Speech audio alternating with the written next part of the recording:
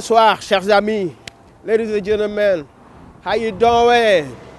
Bandiraɓe mi salminimon. Fogole séeréer mi simna nun. Ziar naa leen bëggee naa leen sama gars yi. Comment stai? Que tal? Marhaban bikum, ahlan wa sahlan, sayyida wa sayyidatu. Man le Mohamed Al Amin Al Marouf, Guincheus. Vous êtes bien sur votre chaîne YouTube Guincheus International. Vous êtes sur ma chaîne Guincheus International. Comme vous le voyez, je suis bien à Paris, en France. J'étais venu ici dans le cadre du salon de l'agriculture, mais également j'étais au concert de Dip Doundou Guiss qui a tout massacré. Paris est tombé sans résistance, comme le dit mon ami Star Tibas. Dip,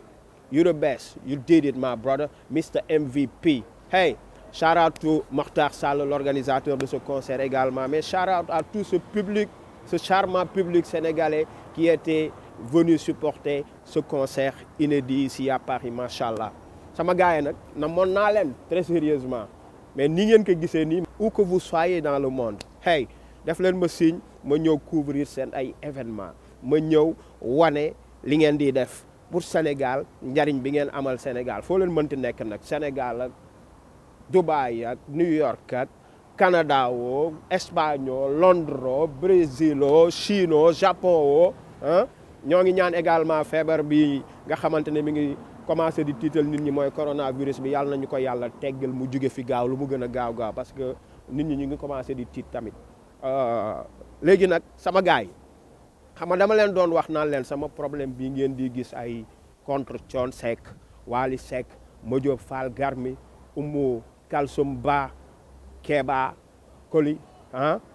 Edmond Benoît Sadio du restaurant Jolo traiteur fële ca Canada ma wax leen ne leen affaire bi feuilleton la. Yes, série la comme ni ngeen di seetaanee série. Man je suis patient et je vous demande d'être patient. Je vous demande tout simplement ngeen topp mbir mi parce que defar moo ñu tax a jóg. Dañuy instruire, dañuy informer, dañuy sensibiliser contre nit ñu bon ñi nga xamante ni bis bu ñu leen bàyyee ak Sénégal ñu massacrer ñëpp everybody. Te loolu nag duñu seetaan muy am. Xam ngeen dama leen doon wax naan leen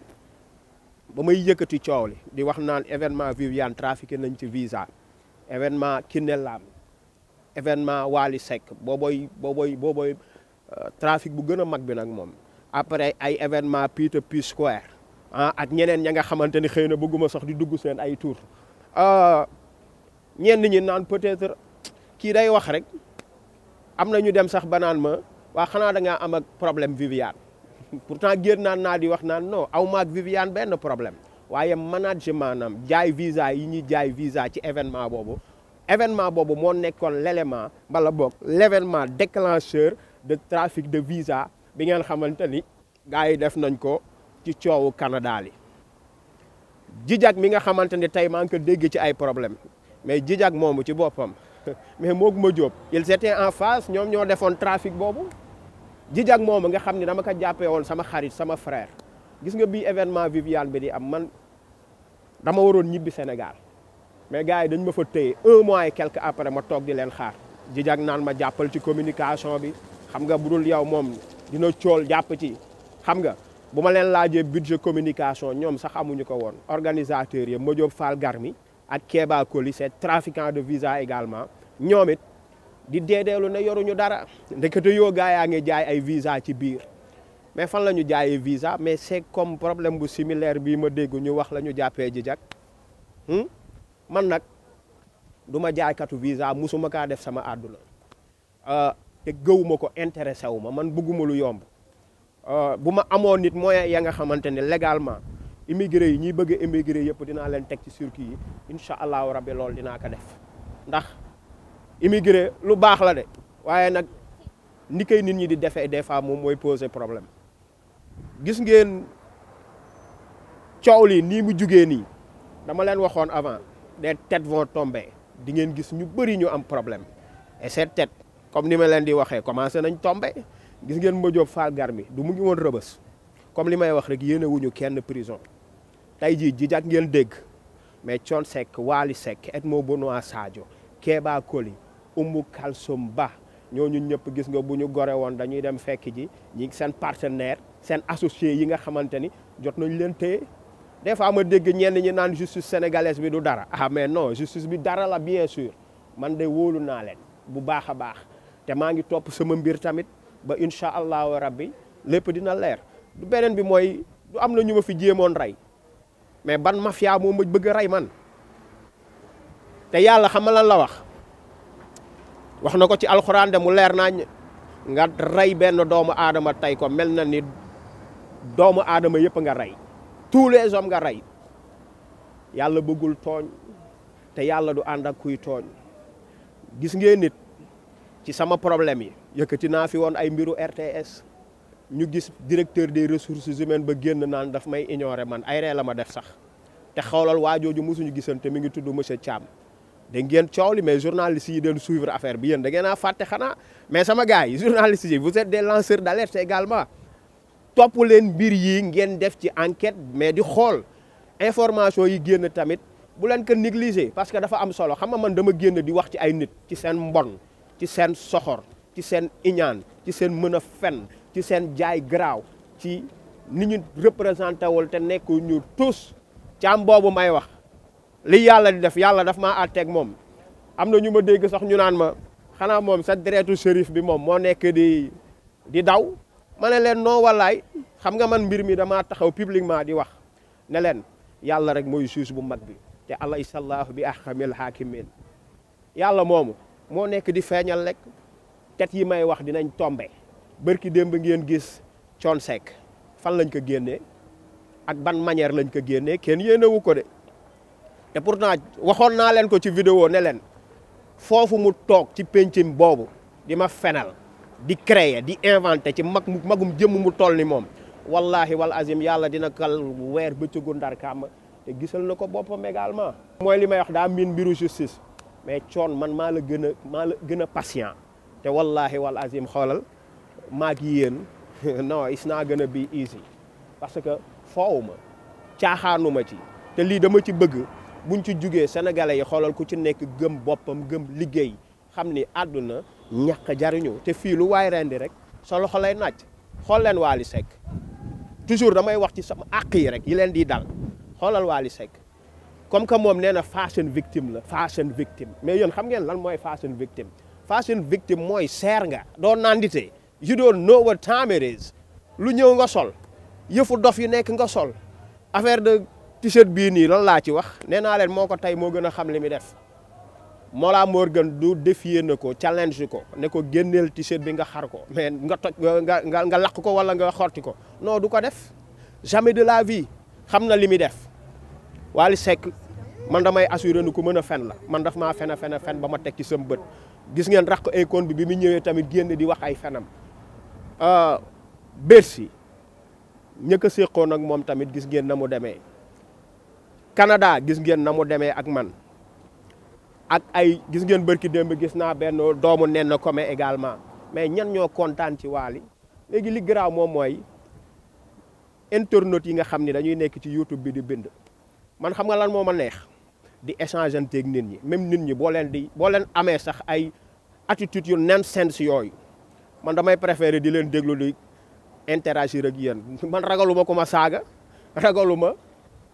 ka nga xamante ni da ngay inventé ay mbir is ok ngeen defee ne yéen ñi nekk di commentaire ku ci commenté la nga xamante ni logiqueul ngeen defee ne nit ñi dañu dof ñi soxor boo leen commenté nit ñi dinañ gis seen soxor ñi fen boo leen commenté nit ñi dinañ gis seen fen ñi logique ak ñi baax ku ci commenté dinañ gis li muy wax ci commentaire yi gis nga ñëpp ñi nga xamante ni topp nañ logique bi wallahi wal azim je vous rends hommage yéen ñooñu yéen a gën a tax du ma bàyyi parce que ñu ci bëri ci yéen gën cës toppal affaire bi ba mu jeex te incha allahu rabbi dama koy topp ba mu jeex yàlla rek moom sama baqante moo koy jël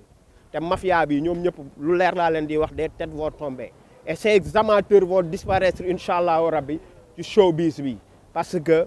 amaluñ ñu njariñ te defaruñu image u Sénégal commentaire yi toujours laay ñëwaat di wax xam nga yàlla dëgg mooy alalam yàlla bëggul fen te ci commentaire yi dama ciy gis ay fenkat yu mag et je vous défie dama leen di xool en face di wax ak yéen gis ngeen yéen ñiy fen ci mbir mii man yàllaa ngi leeral sama mbir par rapport ak ñoom ñii ñëpp gis ngeen les têtes ñu ngi daanu ñu soxor yàllaa ngi leen di wan seen bopp mais déglu leen bu baax li may wax yow mii commenté di fen soit complexe nga profane nga wala da ngaa faa Wally Seck wala Thione Seck wala yaa xam ko yu neemit ñooñu di fen nga ñëw yow di ànd ak ñoom di fen yàlla mi la tiim xam na ni da ngay fen gis nga ñoom ñooñu ngay jéem a défendre ñoom xam nañ ni ñoom dañuy fen mais également xam nañ ni yow da ngay fen donc fen baaxul nit bu fekkee da nga sori ci benn problème nang ci maandu yaa xayti ndax ku nekk looy prouver na nga ko prouver sa bopp looy prouver ko sa bopp yàlla mi ngi ñuy tiim di ñu gis te man de ragaluma kenn le débat est ouvert bu ma defee vidéo ku ma bind ma commenté ma tontu la boo ma saagaa garaaw li sokkee amul problème you know mais comme que nag lu ñu wax ngeen naan ay Wally Seck yaay dañ kaa soxo rek yooyu man mii di wax ak yéen gis nga bi ma ñëwee 2014 fekk tournée Wally Seck bi c'était nul mal organisé aux États-Unis ak jàppale bi ma koy jàppale dama décidé ne leen seen tournée Amérique du Nord États-Unis Canada incha allahu rabbi après man maa koy def gis nga loolu may wax nii rien que pour les démarches lu tolloog ay plus de 12 000 et quelques dollars man dépensé naa ko ci ñoom Aziza Koné may coordonné ak ñoom parce que da ngay gis ñoom ñu monté benn tournée est-ce que boobu ba léegi dégg nga même ñu ne leen benn sénégalais dem na tëgg ji Russie non événement bu nepp bu ñu génnee impact artistique bi mais démographie bi da ciy joué fi nga nekk est-ce que am na nombre de sénégalais yu doy beneen bi mooy hype bi ñuy créé est-ce que mi ngi fa des fois nga gis leen ci tournée yi ñu dem dëkk ba nga xamante ni 50 personnes sax duñ ko am dajale orchestre bu ñu toll wàcc benn dëkk tu ne peux pas avoir 50 personnes mal organisé ak ñàkk xam ci biir loolu man ma jël samay démarche gis ngeen sama ex collaborateur boobu Edmond ak ñi may dégg di seede ma ñëw jël si ko déggal avant ma koy jël si ma jugee Montréal ñëw New York commencé di démarcher cette tournée am na ñaar ña nga xamante ni dinaa leen tudd parce que suñu ay amis commun lañ par rapport ak Wally Seck muy Bosnia ak Mameen Yoro ma ñëw ne leen sama gars yi xam ngeen ni Wally suñu booy la te ñun ñëpp dañ koy jàppale léegi dama bëggoon yéen ngeen bokk ci partenaires yi pour l'événement de Wally à New York parce que dama koy pareel tournée nord américaine wallahi wal azim muy Bosnia di Yoro bëgguñu woon seen digganteeg Wally yàqu ndax mbiru xaalis moom boobu man xaw ma nu mu demee ndax Wally man bu may wax day sëgg rek te xam nga àdduna leen na garaaw mooy nax kenn amul mbala naan dóor naa nit wala nax naa ko non mënoo nax kenn nit ka ñaari affaire ay am da ngeen di séq lu gore kenn ki goree di bala kenn ki nekk fenkat mais kenn mënul nax kenn fii àdduna ndax nit ñi bu fekkee dañuy jëflante ak yow entier mais noonu ñuy entier wee loolu yëfu gor loolu yëfu dignité keneen ki bu ko defulee mais kookoy baar wala bi kookoy ki goree di pour ma continuer New York kon gis ngeen loolu ma ci wax ma jug Washington dem def noonu woo naa DJ Talla ci Washington maa ngi koy shout out pour lui faire part également woo ay Momo Valdi bi nekk ay Ohio jugee Washington wàcc Atlanta jugee Atlanta li may wax ni yëpp damay dawal de ndax bu may dawal day mel ni ay dëkk ki dëkk laay traversé jugee Atlanta dem Louisiana Lockdown ak ay partenaires dëkk ya nga xamante ni Wally kenn xamu ko fa mais ci ay festival laa koy dugal ci yeneen programme par rapport à cette tournée moo jugee fa traversé largeur États-Unis bi yëpp dem retourné wu dem se retrouver à Chicago tamit ma ñëw def pareil Lockdown jugee Chicago dugg Toronto boobu fekk ambassadrice bi bu Sénégal Canada dafa nekkoon ci salon des mines bi ñu waroon dajeeg moom pour faire que part par rapport ak événement tournée Wally bi ñu doon pare li may wax ni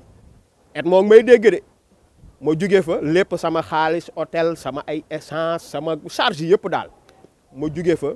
def naa fa lu tolloog une semaine Toronto boobu jugee fa ñëw Montréal jël Edmond ñu ànd dem Ottawa dajeeg ambassadrice bi wax ko exposé ko li ñu bëgg a def pour communauté bi parce que man comme li may wax rek des fois damay toog fi ma toog communauté sénégalaise bi woo ma gin coos doo ñu indil déw kii mooy marché Ginthos doo ñu ko indil ñooñu ñoo tax man may def li may def ñooñu kese ñoo tax may def li may def Edmond du ma bàyyi ma fen lii may wax nii bi ma defee calcul yi plus de 12 000 et quelques dollars dem na ci mais garaawul pour sama ay démarches la amul benn problème malgré loolu gis nga Thione Seck bi muy nekk prison paraît-il si la signé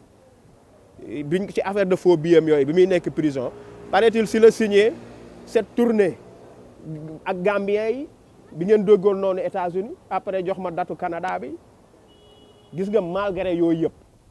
ñii du ñu ay góor te wallaahi walazim du man ak ñoom mais affaire bi mënoon na demee neneen beneen bi tamit mooy aayuñu parce que bu ñu aayoon man je suis un communicant te macha allah yaakaar naa je suis un bon marketeur d'influence dama koy def ak ay politique dama koy defal ay compagnie dama koy def ak yeneen communauté macha allah ci àdduna bi Sénégal ci boppam laay toog léeg-léeg du ma fa bouger di lijjantil ay Amérique seen ay mbir ay américain seen ay mbir ay arabe ay ñooy mënti xalaat gis nga ba ci musique nigérienne bi dama bokk man ci ñi nga xamante ni taal nañ ko États-Unis Canada ba dara nekkul dara toute cette génération bi ngeen gis ci musique nigérienne bi sama kanam la ñu démarré ñu leen di jël di leen hook up di leen booker di teg seen musique di leen introduire yaakaar naa am na rôle yu bëri ya nga xamante ni joué nañ ko teg sénégalais bi ñu doon moo ñu def loolu du dëgg tey nag li ma bëggoon rek mooy ci feuilleton bi ngeen xam ni étape bii ñu nekk ñoo ngi à Paris bu ma demee Londres dinaa defaat beneen vidéo ñu gën a développer par rapport ak situation yi leneen li ma doon wax nag rek bokk na ci mooy jamono yële dama waxoon ci écho bi gars yi naan waxal loo maîtriser ñenn ñi bon ñenn ñi parce que am na ña nga xamante ni bonjour vous allez bien madame ça va bien bonne soirée bye bye voilà écho bi mu bëri ay spéculation torop mais écho bi man li ma ciy wax en tant que visionnaire man j'adhère à ce projet de la CEDEAO qui est de créer une monnaie unique flexible avec une banque centrale wala fédérale qui va garantir et harmoniser toutes les autres économies différentes économies de la zone spéculation yi ma ciy wax mooy la France léegi nee nañ delloo nañ ñu suñu ay réserve mais alhamdulilah UEMOA bi anticiper nañ ak l'ECO mais j'applaudis mais la bataille n'est pas encore gagnée il va falloir qu'on fasse preuve bala boog il va falloir qu'on fasse prévaloir suñu leadership afin de mettre la pression sur suñu dirigeants africains yi pour ñu mettre en place ce projet de la CEDEAO muy ECO bi nga xamante ni mooy une monnaie flexible une monnaie unique compétitive ECO bi man looloo ci sama vision looloo ci sama gis-gis te li may wax rek the revolution will never be televised la révolution kenn du ko téléviser dafay spontané te révolution économique bii di waaj a ñëw du point de vue géopolitique salut bonne soirée all right voilà révolution économique bii ma wax nii xoolal mooy pousser courant yu mel nii ak mouvance yu mel nii ngeen di gis ni muy ñëw di exister léegi suñu kanam soo sama gars yi man kontaan naa ci yéen merci si ñaan yi ngeen may ñaanal man da ngeen sori trop sama xol I love you so much yàlla na leen yàlla taxaw yàlla na leen yàlla yombal lépp loo leen di dugg yàlla def ci ay xéewal ndax mbaax gi ngeen mbaax yàlla da koy fay de bu leen bëgg lu yomb bu leen yàqamti seen àdduna gore leen am leen patience mën leen muñ ci immigration nag moom laay tëjee ndax immigration bi lu metti la immigration man dama yërëm immigré yëpp ci àdduna bi kenn xamul lu ñuy daj kenn xamul lu ñuy daj nañ leen yërëm di leen ñaanal waaye ñi nga xamante ni demaguñu man lanceur d'alerte laa de je vais les sensibiliser je vais leur dire ce qu'il en est vraiment la vérité ngeen defee ni ñiy jël gaal gi di des ci gaal gi ñun neex nañu non ngeen defee ni ñiy yëkkati ay 5 millions 4 millions di ko jox ay nit yi tekkiwul dara ah ñuy tenter des chances pour ñoom boo utal leen visa transformer leen ay clandestins foog ngeen ni ñooñu amal nañ Sénégal njariñ non je suis désolé gis ngeen sama problème bi daf maa permettre ma créer benn comité qui lutte contre l'immigration clandestine et irrégulière créer un programme pour l'État du Sénégal pour le président de la République, pour le ministère de l'Intérieur également. Pour que gis nga gars yi yor seen ay 4 millions 5 millions yooyu jàppal bàyyi di ko jox ay nit mais non l'État peut les accompagner en les mettant dans un programme, accompagner leen ñu créer start-up puis développer seen business fii. bu fekkee ay mbiru tukki rek la ñu bëgg non dinaa leen wax yoon bi ni muy yombee ambassade yi crédibilité rek la ñu soxla moo tax ñu leen di laaj boo leen di déposer jox leen ñu ay seen 6 derniers mois seen ay 3 derniers mois. gis nga ku fi yor business bu crédible di ko doxal di nga crédible au niveau des ambassades di nga crédible au niveau des banques état bi également. léeg-léeg ngeen dégg ñu ne la ah Canada dañoo soxla main d'œuvre pour ay contrat 6 mois wala ñu wax la ko Espagne wala États-Unis wala feneen bu boobaa man mii maay nekk bridge bi ak comité bi maay nekk pont bi nga xamante ni maay faciliter loolu. you know faciliter loolu pour état bi faciliter loolu pour sécurité bi maanaam ministre parce que la plupart du temps dañuy wax naan bu gars yi jëlee gaal ñu ne ministère de l'intérieur xanaa yëgul woon lii wala policiers yi wala ngeen gis dégg-dégg policiers yi am ñu indiwaat. gis ngeen jamonoy Barzak c'était triste c'était émouvant lu metti woon na ngi noonu lu doy waar mënuma leen wax entre ay Fass Gueule Tapée Médina ñaata kër laa fa dugg di jaale c'était vraiment fou c'était vraiment loolu mënoo ko sax xalaat. donte nag doomu aadama bu nekk yàlla dalaa bindal sa destin moom doo ko rëcc waaye nag faw ñun ñuy sensibiliser nit ñi di leen wax lu ñu war a def ak lu ñu warul def du dëgg. mbiru immigration yoon la rek boo xamee yoon bi yàlla mën na ci def xéewal waxuma ni tamit ñi nga xamante ni dañuy jaar yoon bu baaxul mën nañ dem ba réussir comme li may wax rek wërsëg yàllaa ko yor te yàllaa koy joxe te ku nekk nag foo mënti nekk di nga dem fekk ji sa wërsëg mais cela ne nous empêche pas nous lanceurs d'alerte porteurs de voix di wax ak sénégalais yi di leen wax ce qu'il en est vraiment. te projet bii may wax nii incha allahu rabbi nous allons le développer di ngeen gis ay nit génn ci dinañ crédible ndax immigration dëkk booy dem nga dem fa dem bu légal am fa ay këyit yaakaar naa loolu dara dàq ko. am na ña nga xamante ni yàgg na trop ñu nekk à l'extérieur gis ñu seen ay njaboot parce que mënuñu ñëw ndax mbiru këyit maa ngi ñaanal ñëpp di leen dox rendez-vous ci yeneen vidéo yi di ñëw incha allahu rabbi maa ngi ñëw dem Londres pour lancer la marque Tilbe. Shout out to my man Youssouf, shout out to my man Ousmane Manel, shout out to Jinne MC Baboy Yaaru Yesu derrière la caméra, shout out to my man DJ Soch moytul gaañ yow, shout out to my man Black Jibu Rak Tak Squad, shout out to Grand Bass PBS ak jabaram Fama, shout out to Badara, shout out to everybody, shout out to Bokar. I love you so much. Ginchers all around the world. maa ngi seen kaw yegsi naa ak samay activité yegsi naa pour couvrir vos événements yegsi naa pour wane leen Ginchers in the building 1 2 1 2 yow.